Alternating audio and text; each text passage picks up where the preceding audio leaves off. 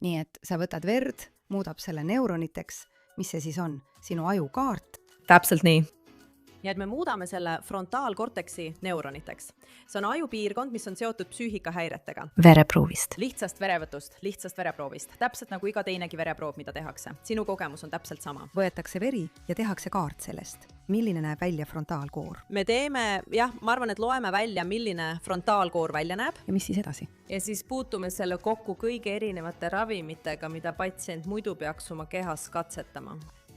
Ja siis järjestame need ravimid selle põhjal, millisel ravimil oli sinu neuronitele kõige tugevam mõju. Täna on stuudios minuga Talia Cohen-Solal, kes on Neurocare'i kaasasutaja ja tegevjuht. See on ettevõte, mis tegutseb vaimse tervise täppismeditsiini valdkonnas. Tere tulemast, Talia! Aitäh, et mind kutsusid, Flo! Talia, sa oled teinud midagi tõeliselt erakordset. Ja ma tahan, et inimesed kõigepealt mõistaksid, mida sa oled teinud ja kuidas sa selleni jõudsid. Sa oled välja töötanud vereanalüüsi, mis ütleb inimestele, milline vaimse tervise ravim, depressiooniravim neile sobib. Kas ma eksin? See on õige. See tähendab, et olete kõrvaldanud katse-eksituse meetodi, mis on nii hirmutav paljude inimeste jaoks, sest nagu me kõik teame, erinevad tabletid sobivad erinevatele inimestele. Rääkige meile algusest. Te olete ajuteadlane. Kuidas see kõik alguse sai? Ma arvan, et see kõik algas sellest, kui nägin, kui kohutavas seisus vaimse tervise valdkond oli. Mul on lähedasi, nagu paljudel meist, kes on kannatanud vaimse haiguse all ja veetnud aastaid otsides neile parimat ravimit. Ja kogu see aeg mõjutas nende lähedasi, nende karjääri. Ja kahjuks ei ole see sellega lõppenud. Nii paljud inimesed võtavad endalt elu. See ei ole tühine asi. See ei ole midagi, mis on ainult peas. See on südantlõhestav ja põhjustab liiga paljudele inimestele liiga palju valu ja kannatusi. Ja see läheb aina hullemaks, kas pole? See läheb hullemaks. Räägi meile veidi vaimse tervise epideemiast, mitte ainult Iisraelis, vaid kogu maailmas. See on kulgenud erinevates faasides. Kõigepealt tõi COVID-19 kaasa palju ebakindlust, üksindust, isoleeritust ja hirmu. Ja see tõi tõepoolest kaasa vaimse tervise probleemide kasvu.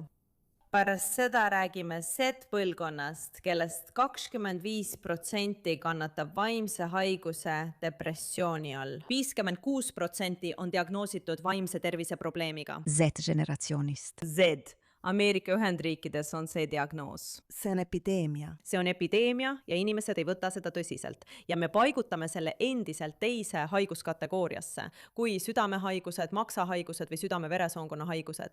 Kas sa ütled, et seda ei võeta ikka veel päris tõsiselt või on see endiselt stigmatiseeritud? Mõlemad. Ma arvan, et täna on olukord kindlasti palju parem kui 10 aastat tagasi. Aga seda võetakse ikka veel liiga kergelt. Ja tead, inimesed saavad aru alles siis, kui on juba liiga hilja, et nad võtsid seda liiga kergelt. Wow. Ja sellele ei reageerita piisavalt kiiresti. Tead, inimesed on valmis taluma seda katse-eksituse olukorda, kuigi teistes meditsiinivaldkondades nii ei tegutseta. See on tegelikult väga huvitav.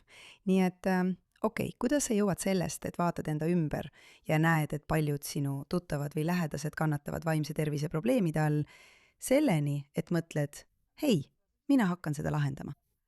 Kõigepealt alustasin karjääri akadeemilises teadustöös. Õige. Ma ei arvanud, et lahendan midagi üleöö, aga tahtsin anda oma panuse sellesse, et paremini mõista, kuidas haigusmehhanismid tekivad ja kuidas me saaksime neid parandada.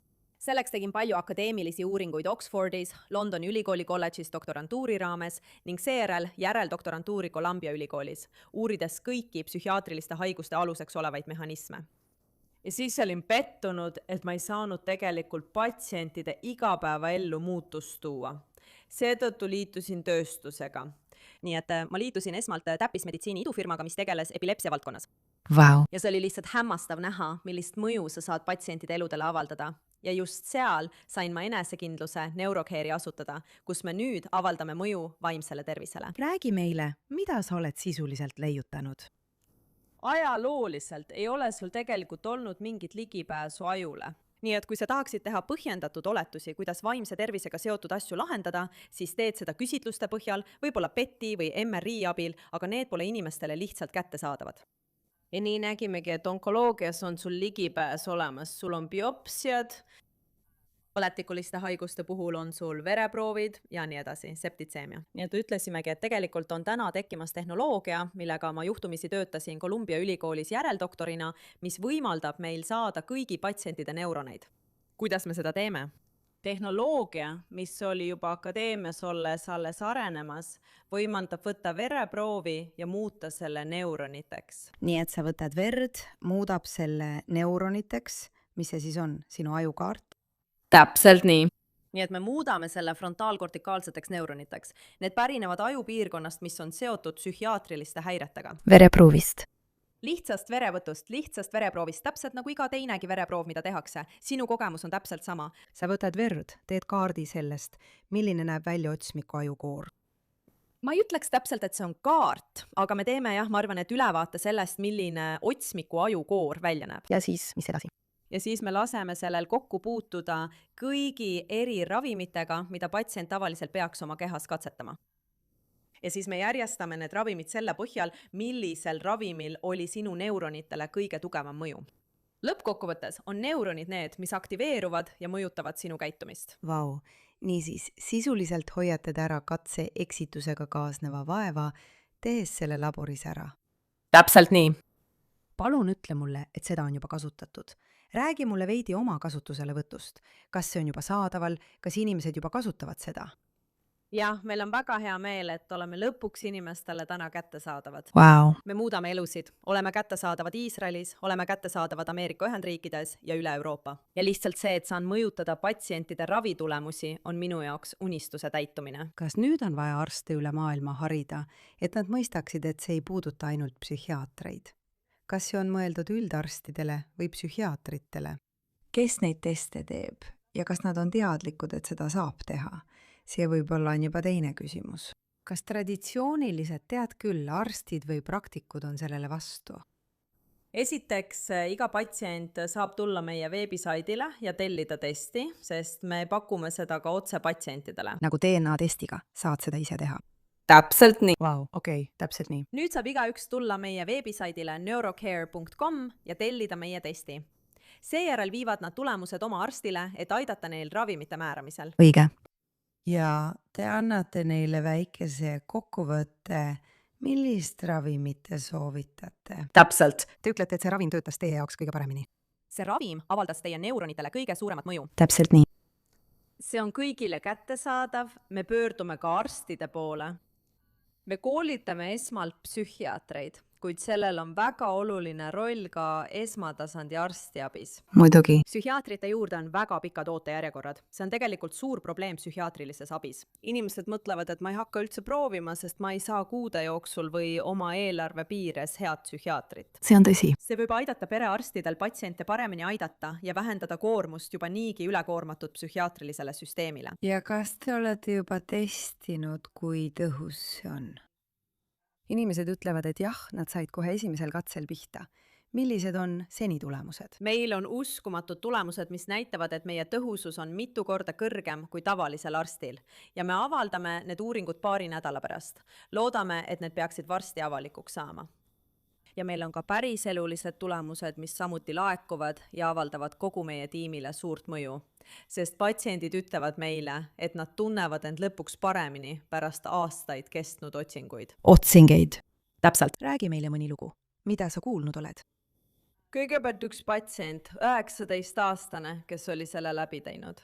Vau. Jah, täpselt nii.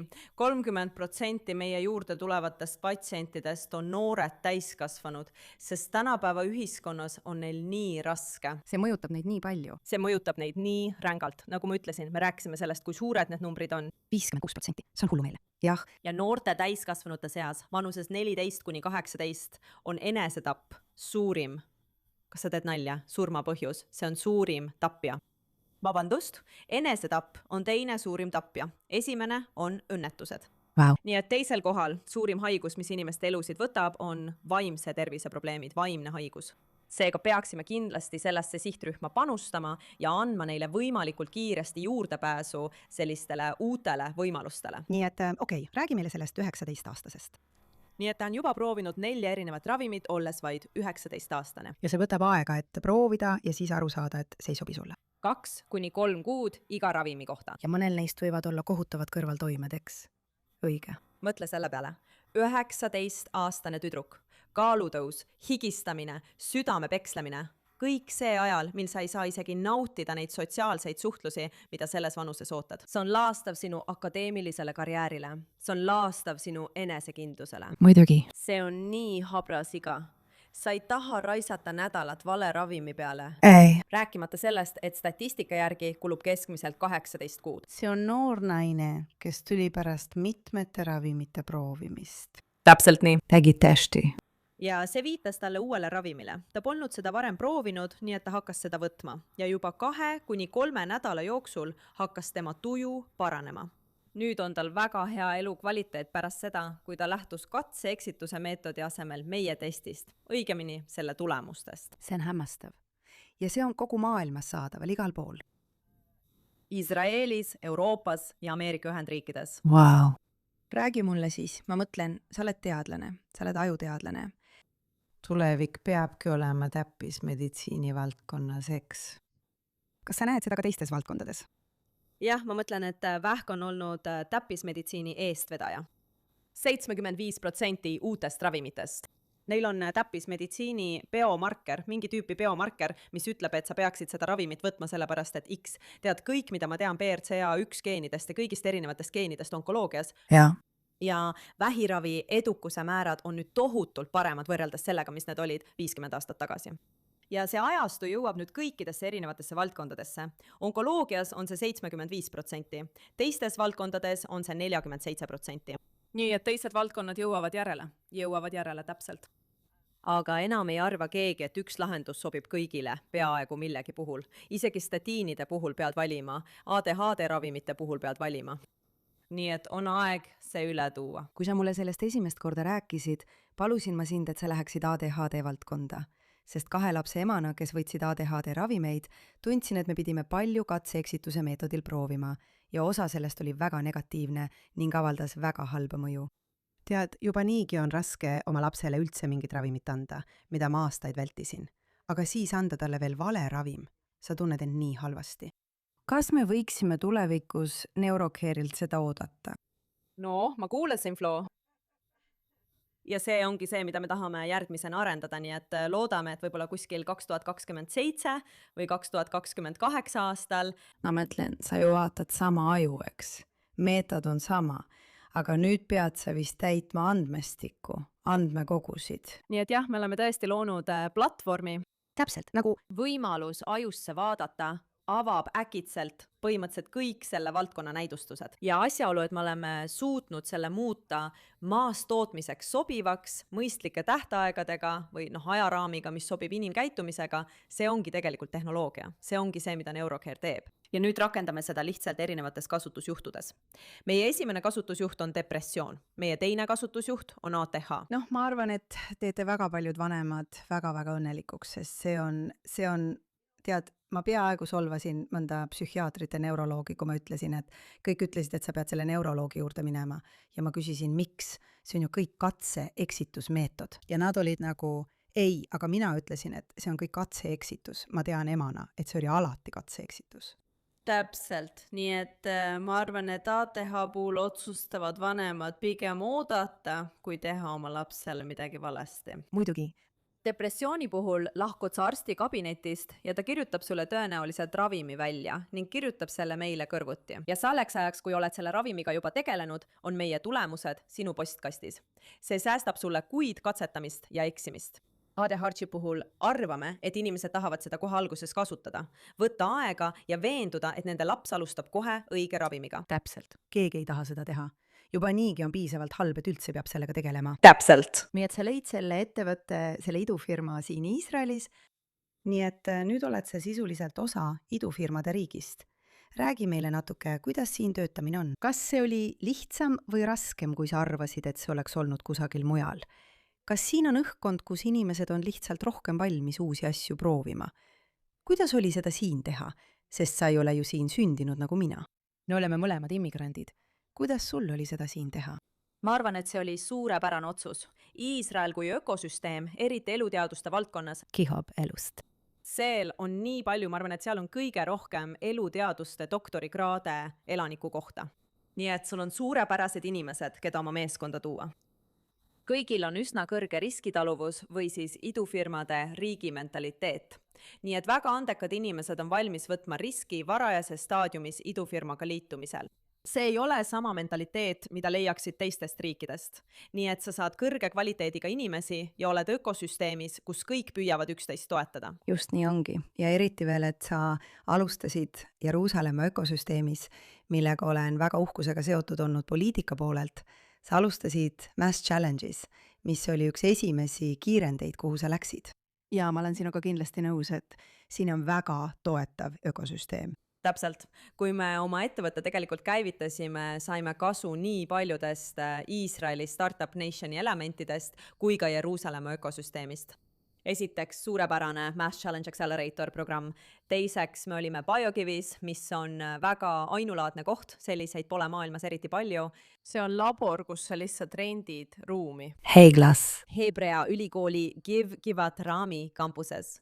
Ja see, et see asub siin Iisraelis ja juhtub olema Jeruusalemmas, on nii ainulaadne, sest nüüd on üle maailma järjest rohkem erinevaid linnu, aga kuidas Iisrael selle nii kiiresti sai, see on nii innovaatiline. Kingi labor. Täpselt. Nii et see oli ilmselt üks esimesi maailmas. Täpselt, see oli üks esimestest maailmas ja Iisrael saab need esimesena, sest selline on Iisraeli mentaliteet. Iisrael näeb võimalust ja teeb selle oma inimestele kättesaadavaks, kui see aitab innovatsiooni edendada. Ja kolmas osa oli see, et me kasutasime Iisraeli innovatsiooniameti rahastust, suurepärane mudel, mis aitab ettevõtteid alustamisel, eriti veel Jeruusalemmas. See aitas meil riske vähendada ja saada esimesed andmed, et näidata, et suudame patsientide neuroneid lugeda ning hakata seda toodet reaalsuseks muutma. Ja millal, ma tahan, et sa viiksid meid tagasi sellesse hetke, said sa aru, et oled millegi olulise jälil? Millal mõistsid, et issand, me suudame neuroneid lugeda? Kas see oli midagi, mida sa proovisid ning siis see juhtus või oli see midagi, millega sa juba alustasid? Millal sa mõtlesid, et ma arvan, et ma hakkan seda tegema? Ma arvan, ma otsustasin, et hakkan seda tegema naiivsest enesekindlusest pärast seda, kui ma Iisraeli kollisin. Aga tegelikult oli see üsna hiljuti, kui me saime andmed suuremas mahus kätte. Ma teadsin, et saab lugeda neuroneid. Ma töötasin 5 aastat Columbia ülikoolis neuroneid lugedes. Ma lugesin neid käsitsi. Ma lugesin neid korraga 2 neuroni kaupa, kui veidi liialdada. Aga et suuta seda tooteks muuta ning näidata, et see ennustab päris patsientide puhul, päris elus ja piisavalt suure hulga peal, see ongi just see, mis ilmus artiklis, mille me avaldame. Ja et me hiljuti suutsime need andmed avalikustada ja hakata sellest rääkima konverentsidel ja nii edasi. Ja kui ma lõpuks mõistsin, et me olime selle saavutanud suures mahus ja et see suudab ennustada. Millal see oli? See oli umbes 6 või 8 kuud tagasi. Tõesti, milline see hetk oli? See oli lihtsalt väga-väga suur kergendustunne, sest ma olin nii palju inimesi enda ümber kogunud. Sa kogusid nii palju raha. Sa ehitasid kogu selle asja üles. Ja seda nähes oli see ka tohutu rahulolu. Nagu lõpuks hakkab see midagi muutma, mida me alati oleme tahtnud, et see teeks. Sest see kõik näitab, et sellel on tegelikult mõju. Kui palju tegijaid teie konkurentsivaldkonnas on? Kas see on üks esimestest omataolistest? Kas see on ainus ettevõte, kes seda teeb? See on ainus meile teadaolev ettevõte, kes seda teeb. See on uskumatu. See on tõesti põnev. Iisraelis peab olema julge, eks? See, mida me oleme teinud, on väljakutsuv. Jaa, see oled sina ja veel üks naine, täpselt. Nii et see on naiste juhitud bioteaduste idufirma. Täpselt. See muudab seda, kuidas inimesed vaimsele tervisele lähenevad. See on täpselt nii. Tõesti uskumatu. Ja siis kogu aju tervikuna. Pärast ATH-d meile meeldib üsna palju liikuda edasi epilepsia juurde. Nii et neuroloogia on juba meie huviorbiidis. Me juba teeme koostööd farmaatsiaettevõtetega, et neid aidata. Oleme aidanud ka Alzheimeri tõve ja psühhiaatria valdkonnas. Nii et me saame tõesti avaldada mõju kogu aju valdkonnale tervikuna. See on tõesti väga põnev. Teine küsimus on, miks me üldse eristame psühhiaatrilist tervist ja neuroloogilist tervist? Miks? Ma pole sellest kunagi aru saanud. Ma pole kunagi sinu maksa 2 tükiks lõiganud. Ma ei saanud kunagi aru, miks me pidime aja kinni panema, kas neuroloogi või psühhiaatri juurde ja mis neil vahet oli. Ja varsti ehk kaotame selle vahe ära, tead. Kas tehisintellekt on sind edasi aidanud? kindlasti. Üks asi, meil oli mitmeid väljakutseid, mida pidime ületama, et muuta neuronid kõigile kättesaadavaks. õige. Üks on bioloogilised väljakutsed, näiteks vere võtmine ja selle neuroniteks muutmine. Teine on nende analüüsimine, sest tegelikult on need väga keerulised. õige. Seda kaarti, seda neuronite võrgustikku, mille ühendusi me loeme, võiks inimene 1000 tunde mässitsi märkida. Ja just seda. meie teeme ja siis pead seda võrdlema ravimiga. Ja siis sina teedki seda, teed seda täpselt iga ravimi puhul. Tee seda uuesti. Ja tea seda uuesti 3-kordselt ja 1000 neuronitega. Ja tead, ma veetsin 5 aastat järeldoktorina tehes seal palju käsitsi tööd. Ja nüüd, kasutades meie tehisintellekti algoritme, loeme selle ühenduvuse taseme hetkega välja. Ja see on olnud täielik võimaldaja, see eemaldab ka varieeruvuse, inimesed on muutlikud. Absoluutselt. Ja nüüd on meil kindel ülevaade sellest, kuidas patsiendi neuronid reageerisid. Ja see juhtub koheselt, usaldusväärselt ja tugevalt. Ma mõtlen, sa pead tõesti tundma suurt saavutustunnet. Ja tundub, et sa alles alustad. Täpselt.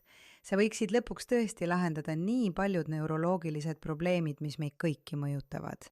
Tead, nagu sa ütled, kõiki mõjutab miski. Minu ema, tead, kahjuks suri Alzheimeri tõvega. Ja loodetavasti, kui ma olen tema vanuses, oled sina, Dalia, leidnud viisi, kuidas mina seda ei saaks. Ei mingit survet. Noh, sina palusid mul lahendada ATH probleemi. Noh, siin ma olen, palun väga.